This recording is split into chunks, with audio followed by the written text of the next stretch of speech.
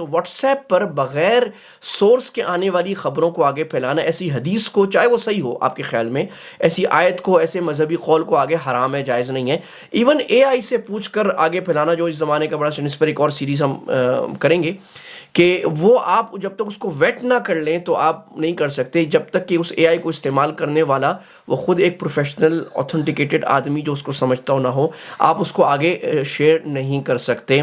بسم اللہ الرحمن الرحیم. 2024 مئی کی بات ہے کہ برطانیہ میں ایک کلب میں 3 لڑکیاں قتل کر دی گئیں، اور پاکستان بیسڈ ایک چینل 3 ناؤ نے یہ خبر پھیلائی کہ اس کو قتل کرنے والا ایک مسلمان امیگرنٹ تھا جو ناجائز طور پہ ڈنکی لگا کے برطانیہ میں آیا تھا، 17 سال کا، اور اس نے قتل کیا تھا. اس خبر کا پھیلنا تھا، اس کو برطانیہ اور انٹرنیشنل چینلز کے بھی بار غیر ذمہ دار چینلز نے اس خبر کو ہاتھوں ہاتھ لیا، اور ساؤتھ پورٹ کے علاقے سے نسل پسند گوروں نے اس پر فساد پھیلانا شروع کیا، اور پورے برطانیہ میں نسل پسند گورے اور بہت سادہ لوگ اٹھ کھڑے ہوئے، اور انہوں نے امیگریشن کے خلاف اور مسلمانوں کے خلاف فساد پھیلانا شروع کیا، اور بڑے ہی جارحانہ قسم کے مظاہرے کیے، مساجد پر حملے ہوئے، مسلمانوں پر حملے ہوئے، مسلمان عورتوں کے حجاب نوچے گئے، اور 50 پولیس والے زخمی ہوئے اس فسادات میں، بہت خطرناک تک فسادات گئے. اور بالآخر پھر وزیر اعظم نے اعلان کیا، برطانیہ کے پی ایم نے، کہ ہم ان کو سختی سے نمٹیں گے، ہمارے ملک میں اس کی فسادات کی کوئی جگہ نہیں ہے، نسل پسندی کے فسادات کی، اور 1000 لوگوں کو گرفتار کیا گیا. اس طرح کے اور بہت سارے فیک نیوز کے شاخسانے اس وقت ہمارے معاشرے میں پاکستان، ہندوستان، بنگلہ دیش اور پوری دنیا کے ممالک میں نظر آ رہے ہیں، جو دنیا میں ایک بہت ہولناک نتائج بنا رہے ہیں، اور آگے جا کے جنگیں قائم ہونا، یہاں تک کہ وزیر اعظم کا منتخب ہو جانا فضول قسم کی غلط خبروں کی بنیاد پر آئے گا. ایز اے مسلم یا دنیا میں کسی بھی انسان کے طور پہ ہمیں اس کے لیے فکر مند ہونا چاہیے کہ ڈیجیٹل ایج کے رائز پر، جب اس وقت دنیا کھانے سے زیادہ ڈیجیٹل کنٹینٹ کنزیوم کر رہی ہے، اور ایک آدمی ایوریج طور پہ 2.5 سے 3 گھنٹہ سوشل میڈیا پہ گزار رہا ہے، اس کا ہماری نسلوں پر کیا اثر ہوگا، اے آئی کے رائز کے بعد کیا ہوگا، واٹس ایپ، انسٹاگرام، ٹک ٹاک اور فیس بک اس کے آنے کے بعد کیا نتیجہ ہوگا، اور ہمیں ایز اے مسلمان اس میں کیا سیکھنے کی بات ہے، یہ ہم ایک مختصر پوڈ کاسٹ میں سیکھنے کی کوشش کریں گے. میرا نام ہے مفتی احمد عفنان، اور ہم شرعی رہنمائی کے تناظر میں دنیا کے موجودہ حالات میں آنے والی تبدیلیوں پر بات کرتے ہیں. اس موضوع پر قرآن و حدیث اور فقہاء اسلام ہماری کیا رہنمائی کرتے ہیں، بہت ہی اہم بات سننے کی ہے. ایک سچے قصے سے شروع کرتے ہیں، جو ایک آیت کا شان نزول بھی ہے، سورہ حجرات کی آیت نمبر 6 کا. اللہ کے نبی صلی اللہ علیہ وسلم کے زمانے میں آپ نے ایک صحابی ولید ابن عقبہ کو بھیجا کہ قبیلہ بنی المصطلق کے پاس جاؤ، اور ان سے جو ایک زکوٰۃ بنتی ہے ان کی، وہ لے کے آؤ. یہ جب گئے تو ان کے اور ان قبیلے کے درمیان کچھ دشمنی بھی تھی، تو یہ گئے تو وہ قبیلے والے اپنا اسلحہ لے کر، جیسے عربوں کا رواج تھا کسی کے استقبال کے لیے نکلتے ہیں، تو یہ سمجھے یا کسی آدمی نے ان کو آ کے بتایا کہ یہ تو تمہیں مارنے کے لیے نکلے ہیں، اور وہ ڈر کے واپس آئے اور کہا یا رسول اللہ وہ تو باغی ہو گئے، اسلام چھوڑ گئے، اور وہ مجھے قتل کرنے نکلے تھے. رسول اللہ صلی اللہ علیہ وسلم سخت ناراض ہوئے کہ ان کو یہ کیا ہوا ہے، بغاوت کر رہے ہیں اسلامی حکومت کے خلاف، اور آپ نے حضرت خالد بن ولید رضی اللہ تعالیٰ عنہ اللہ کی تلوار کو بھیجا کہ جاؤ، اور لیکن خالد جا کے تحقیق کر لینا کہ یہ واقعی خبر صحیح ہے، اور اگر یہ صحیح نہ ہو تو پھر ان سے نمٹو جا کے. خالد بن ولید رضی اللہ عنہ چھپتے چھپاتے جلدی وہاں پہنچے، اور جب مغرب کے وقت پہنچے انہوں نے دیکھا کہ اذان ہو رہی ہے، پھر انتظار کیا عشاء کی بھی اذان ہو رہی ہے، تو خالد بن ولید رضی اللہ عنہ کو سمجھ آ گئی، اور وہ آئے، انہوں نے کہا یہ کیا، انہوں نے کہا ہم تو استقبال کے لیے نکلے تھے، وہ تو چلے گئے.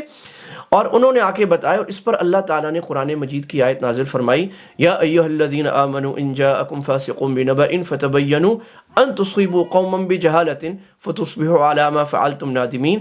اے ایمان والوں، اگر کوئی فاسق یعنی غیر معتبر آدمی تمہارے پاس خبر لے کے آئے تو خبر پہ عمل نہ کر لیا کرو، بلکہ فتبینوا، خبر کی تحقیق کر لیا کرو. ایسا نہ ہو کہ تم نادانی میں کسی قوم کو نقصان پہنچا دو اور بعد میں تم اس پر پشیمان ہو. یعنی مطلب یہ تھا کہ اگر آپ ان پہ حملہ کر دیتے اور حضرت خالد تحقیق نہ کرتے تو کتنی بڑی پشیمانی ہوتی کہ ایک مسلمان قبیلے کے خلاف جنگ کرتی.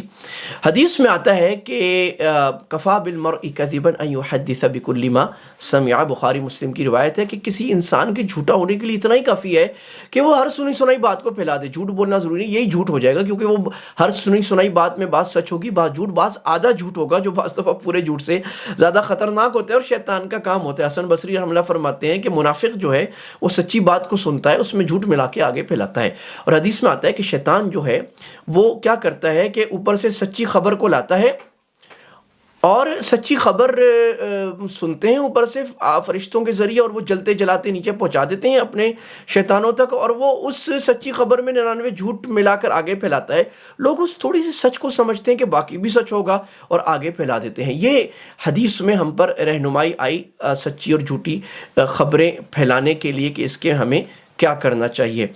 کرنے کا کیا ہے؟ سورۃ الاسراء یعنی جس کو ہم سورہ بنی اسرائیل کہتے ہیں, آیت نمبر 36 میں اللہ نے فرمایا وَلَا تَقْفُ مَا لَيْسَ لَكَ بِهِ عِلْم. ہر وہ چیز جس میں تمہیں پتہ نہیں ہے اس کے پیچھے نہ پڑو. یعنی آپ کے ذمے نہیں ہے کہ دنیا کی ہر خبر کو لیں اور ہر خبر کو آگے پھیلائیں. آپ کا کام ہی نہیں, ولا تقفو, اس پر کھڑے نہ ہو, یعنی اس کے پیچھے نہ پڑو.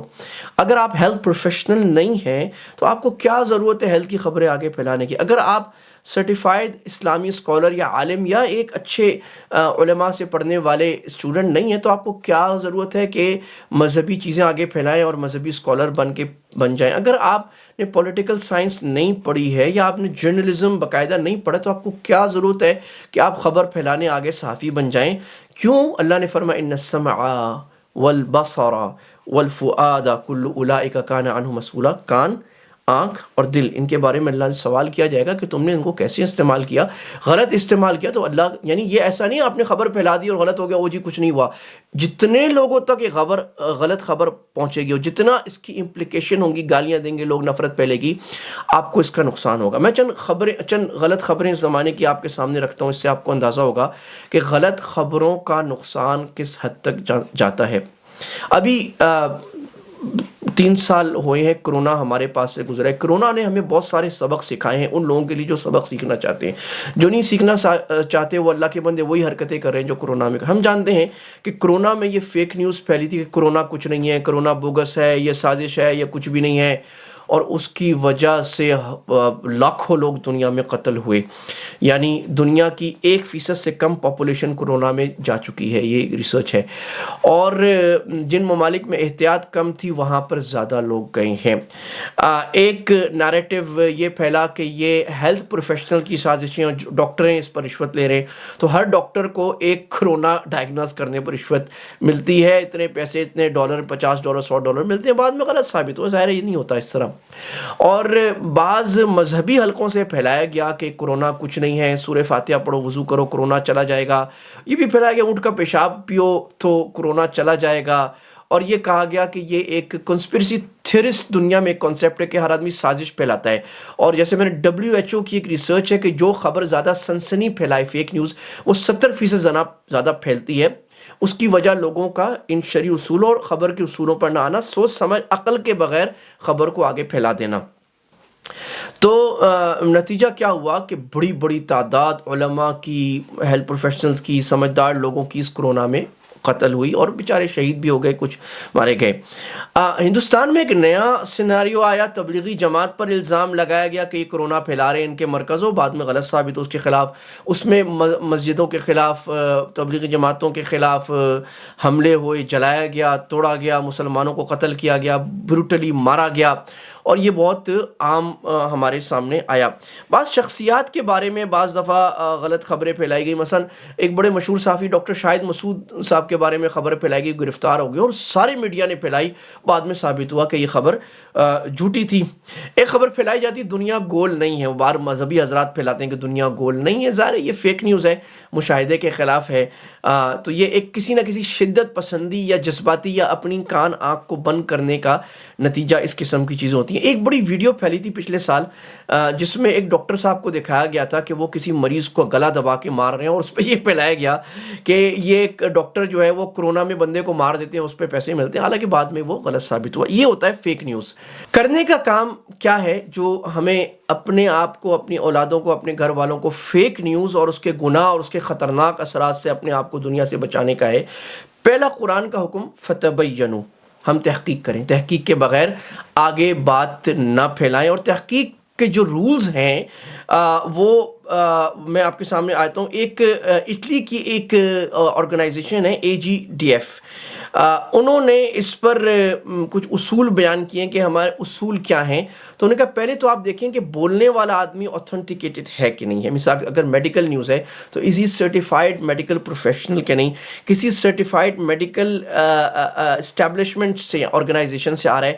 اگر مذہبی بات ہے تو وہ آدمی سرٹیفائڈ مذہبی اسکالر ہے کہ نہیں ہے. اس طرح کا تو نہیں ہے کہ جو خود سے کوئی مذہبی اسکالر بن بیٹھا ہے، سوشل میڈیا پہ اس کی فالوئنگ ہو گئی ہے اور وہ لوگوں کو برا بھلا کہہ کر اپنے آپ کو بڑا کرنا چاہتا ہے. کبھی اس کو برا کہا، کبھی اس کو. آپ سمجھ جاؤں گے میں کن کی طرف اشارہ کر رہا ہوں.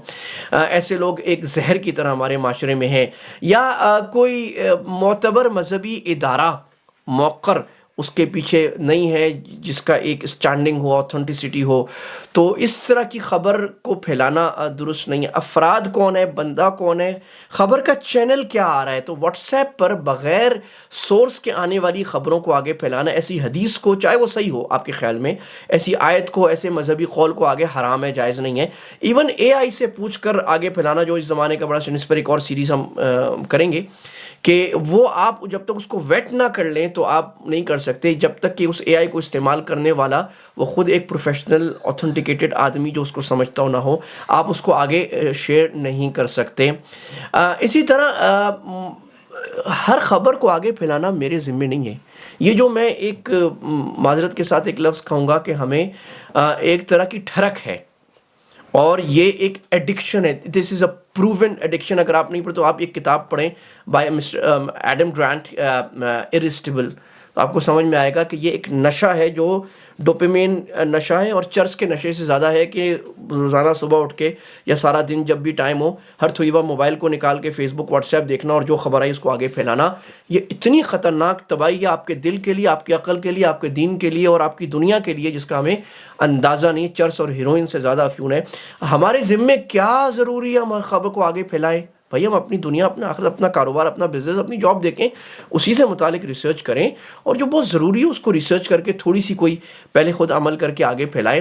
تو ہر آدمی کو نیوز کاسٹر بننا اور یوٹیوبر بننا یہ بہت ایک ہارمفل چیز ہے ہر لحاظ سے. تو یہ چند گائیڈ لائنز ہیں، اگر اس پہ ہم عمل کریں گے تو ہم سب سے پہلے خود اور اپنے بچوں کو، اس کے بعد دنیا کو ہم فیک نیوز کے اس فتنے سے جو کہیں سادہ گناہ کبیرہ کا اور فساد و فتنے کا موجب ہے، ہم بچا سکیں گے. ساتھ رہے انشاءاللہ بہت جلد ایک اور اہم پوڈ کاسٹ کے ساتھ حاضر ہوتے ہیں. السلام علیکم ورحمۃ اللہ وبرکاتہ.